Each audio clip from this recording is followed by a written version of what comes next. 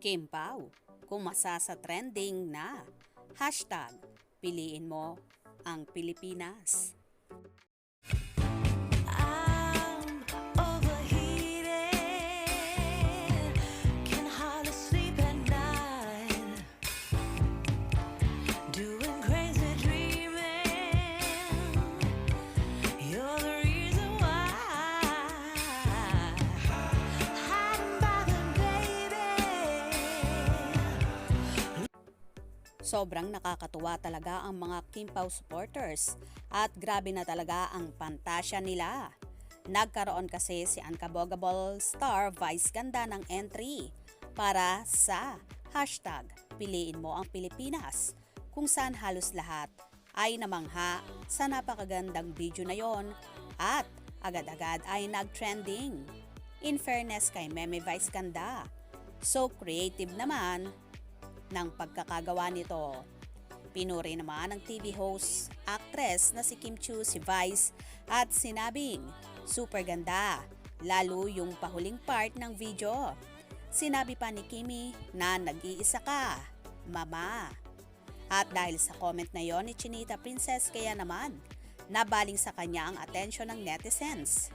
Sinasabi rin nila na gumawa ng entry si Kim na hindi naman sinagot ng dalaga kung kakasaba sa naturang hamon na yon. Samantala, dahil wala pang ang entry si Kimi, kaya gumawa ang mga fanay ng video ni Kim at Paulo, kung saan ang background music nga ay hashtag piliin mo ang Pilipinas. Narito at ating tunghayan.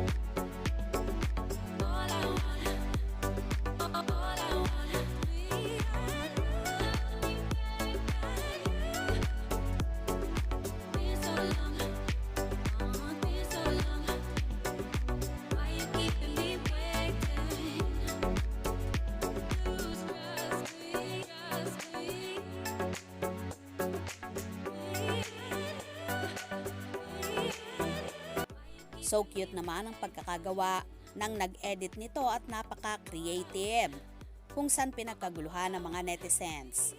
Ang ganda kasi ng ginawa nila, kung saan may mga larawan pa ng kabataan ni Kim at Paulo.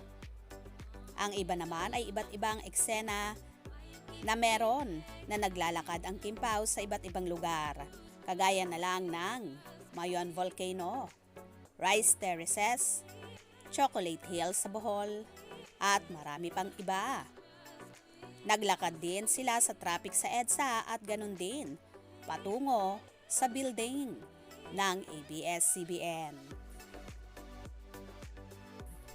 O diba, napakataba ng utak ng gumawa nito at nakaka-proud. For fun lang po ito ha.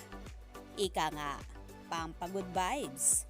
Well, inaabangan naman ng lahat kung kakasanga ba si Kim sa hamon ng mga netizens na gumawa ng entry na hashtag piliin mo ang Pilipinas.